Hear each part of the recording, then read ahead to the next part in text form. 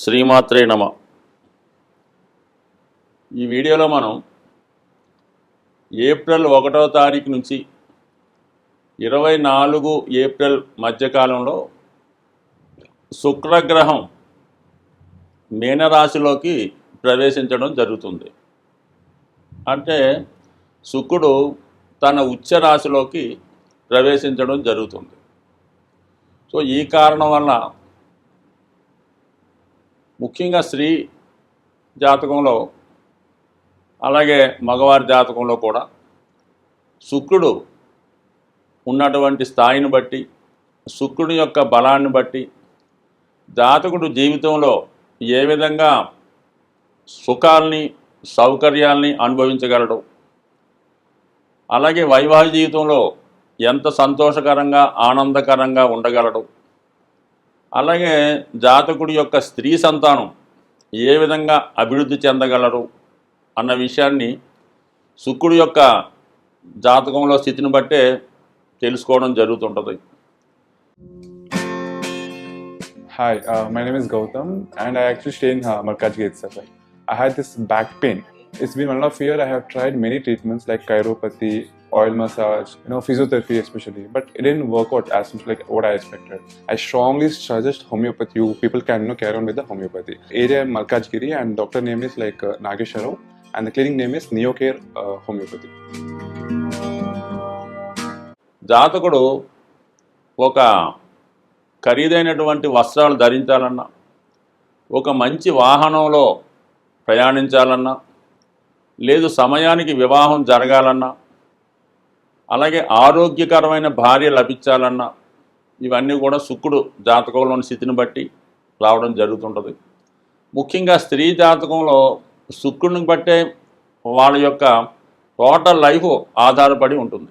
అంటే బాల్యంలో వాళ్ళు పుట్టినప్పుడు వారి యొక్క జీవన విధానం ఏ విధంగా సాగుతుంది, వాళ్ళ విద్య ఏ విధంగా నడుస్తుంది, అలాగే వివాహం ఏ సమయంలో జరుగుతుంది, అలాగే ఎవరితో జరుగుతుంది, వివాహం తర్వాత జీవితం ఏ విధంగా మారబోతుంది అన్న విషయంతో పాటు జాతకురాలు ఎంత మంచి నడవడిక క్యారెక్టరు కలిగి ఉంటారు, అలాగే వివాహం తర్వాత ఆ స్త్రీ అత్తమామలతో వాళ్ళ యొక్క బంధువులతో అంటే భర్త యొక్క బంధువులతో ఏ విధంగా నడుచుకుంటారు, తర్వాత ఆర్థిక స్థితి వివాహం తర్వాత ఏ విధంగా మారుతుంది, ఇవన్నీ కూడా స్త్రీ జాతకంలో శుక్రుడు ప్రముఖ పాత్ర వహించడం జరుగుతుంటుంది. అదే ఒకవేళ ఈ జన్మ జాతకంలో శుక్రుడు బలహీనపడి, శుక్రుడు ఏ విధంగా బలహీనపడుతుంటాడు, తన నీచ రాశి అయినటువంటి కన్యా రాశిలో ఉన్న, లేదా రవికి అంటే సూర్యభగవానుడికి దగ్గరగా అంటే 10 డిగ్రీల లోపు ప్రయాణించినప్పుడు అప్పుడు కూడా జాతకుడు శుక్రుడు కంబస్ట్ అవ్వడం వల్ల ఇబ్బంది పడుతుంటాడు.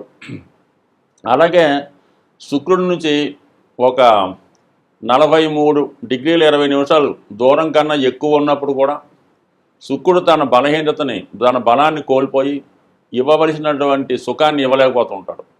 సో ఏదైనా చాలా సెన్సిటివ్ గ్రహం ఇది మనకి శుక్రగ్రహం.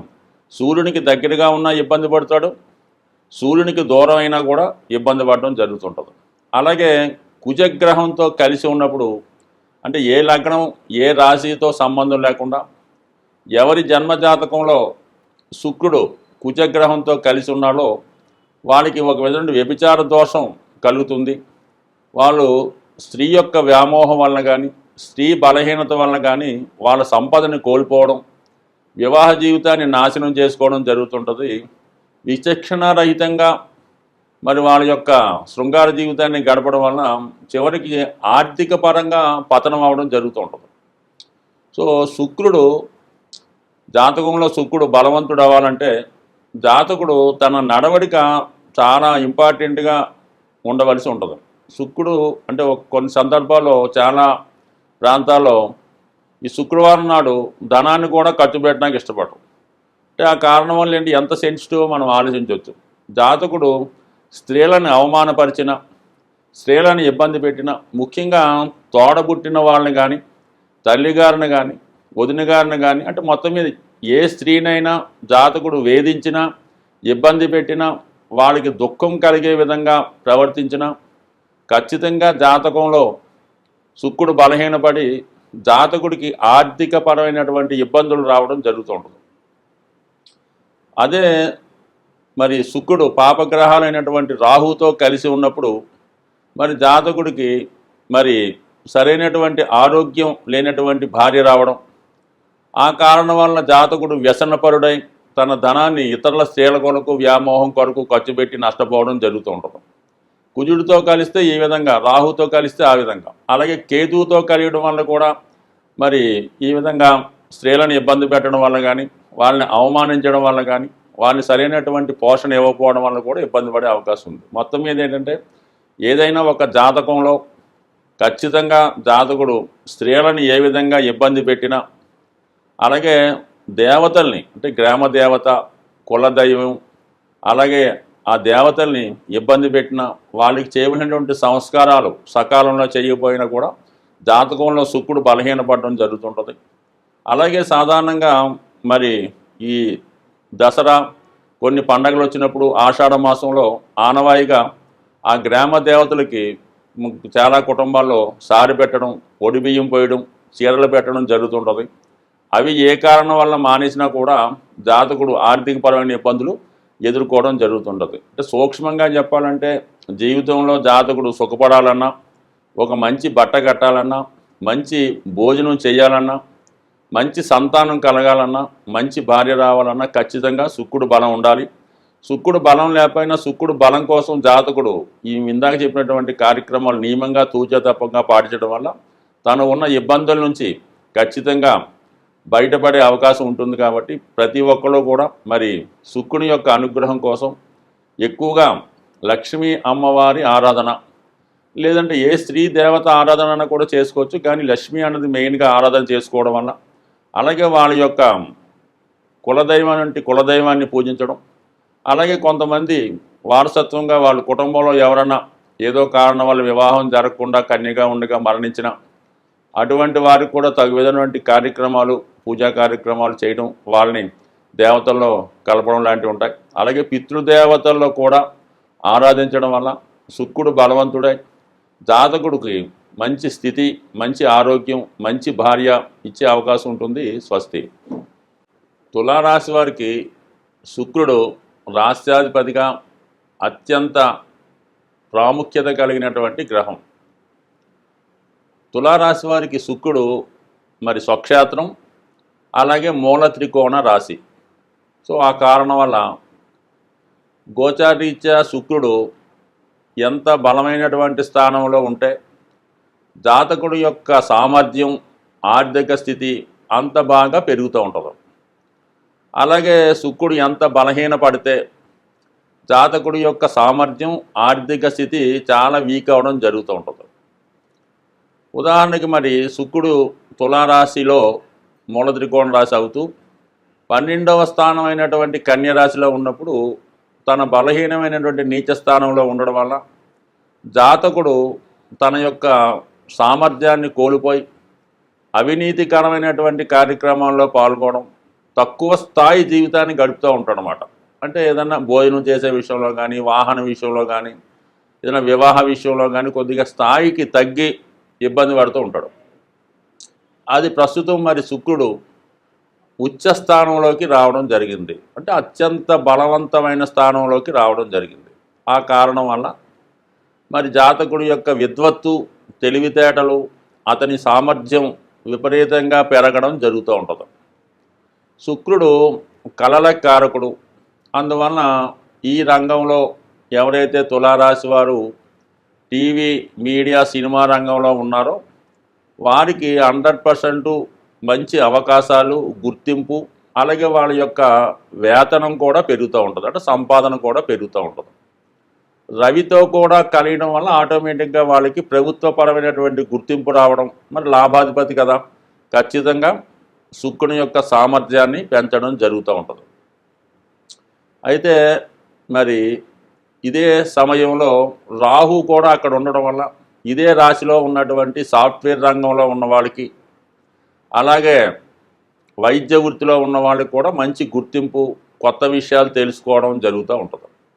అయితే ఇంచుమించుగా మనకి ఏప్రిల్ 14వ తారీఖు వరకు కూడా శుక్రుడు రవితో కలిసి ఉండడం వల్ల మరి స్వభావ సిద్ధంగా ఈ రాశిలో ఎవరైనా స్త్రీలు కానీ మగవారు కానీ దీర్ఘకాలిక అనారోగ్య సమస్యలతో వేధించబడుతుంటే వాళ్ళు కంపల్సరీగా ఈ సమయంలో, అంటే ముఖ్యంగా డయాబెటిక్ సంబంధించినటువంటి వ్యాధులు, అలాగే కిడ్నీకి సంబంధించినటువంటి వ్యాధులు, కంటికి సంబంధించినవి, హృదయానికి సంబంధించిన వ్యాధుల్లో కొంతవరకు ఇబ్బంది కలిగే అవకాశాలు ఉన్నాయి. అంటే మరి 6వ స్థానం అన్నది శత్రు రోగ రుణస్థానం కాబట్టి మరి కంప్లీట్గా అదేంటంటే మనకి ఎప్పుడు ఎక్కడేమైంది, రాష్ట్రాధిపతి శుక్రుడు 6వ స్థానంలో ఉన్నాడు, ఉచ్చులో ఉన్నాడు కాబట్టి కంపల్సరీగా ఏదైనా హెల్త్ ప్రాబ్లం ఉంటే అది ఖచ్చితంగా మీకు సాల్వ్ అవ్వడం జరుగుతుంది.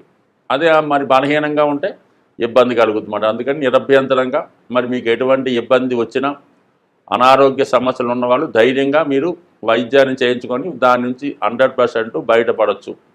ఇదే సమయంలో ఉన్నటువంటి స్త్రీలతో, మీకు అధికారంలో ఉన్నటువంటి స్త్రీలతో విరోధం రావచ్చు.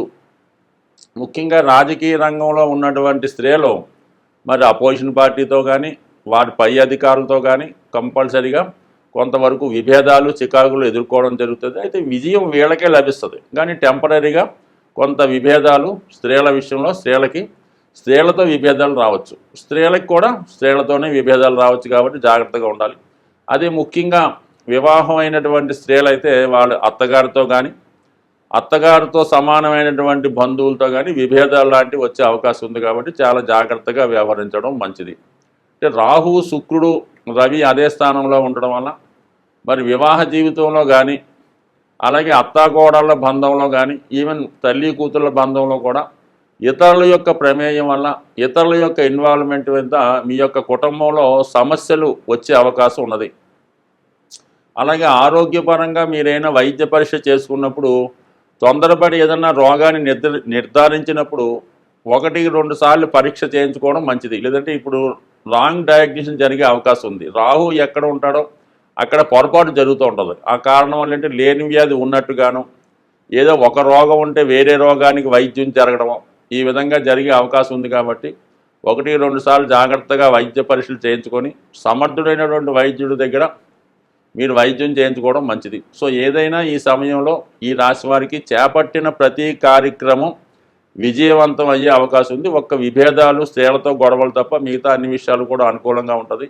రాజకీయ రంగంలో ఉన్న వాళ్ళకి తప్పనిసరిగా విజయ అవకాశాలు చాలా అనుకూలంగా ఉన్నాయి. ఎందుకంటే రవి ఉచ్చులోకి వెళ్తున్నాడు కాబట్టి శుక్రుడు యొక్క బలాన్ని 100% అంటే ఒక విధంగా శుక్రుడు రవితో కలిసి కంబస్ట్ అయినప్పుడు కూడా అది వివాహ ముహూర్తాలకు ఇబ్బంది పెడుతుంది తప్ప వ్యక్తిగత విషయాల్లో ఖచ్చితంగా అధికార హోదా కలగడం, అలాగే వ్యక్తిగతంగా వాళ్ళ సామర్థ్యం పెరిగే అవకాశం ఉంది. కొన్ని సందర్భాల్లో అనారోగ్యానికి కూడా కారణం అవుతుంటుంది. బట్ ఏదైనా మీకు మంచి జరుగుతుంది తప్ప ఎట్టి పరిస్థితుల్లో కూడా నష్టం కలిగించే అవకాశం లేదు. బట్ ఏదైనా ఈ రాశివారు నిరంతరం ఎప్పుడూ కూడా శుక్రుని యొక్క మేలు కొరకు, శుక్రుని యొక్క బలం కొరకు 100% కనకదుర్గ అమ్మవారిని కానీ, లక్ష్మీ అమ్మవారిని కానీ, నిరంతరం ఏదైనా స్త్రీ దేవత కానీ ఆరాధించడం వల్ల 100% చేపట్టిన కార్యక్రమాల్లో విజయం లభించే అవకాశం ఉంది. స్వస్తి.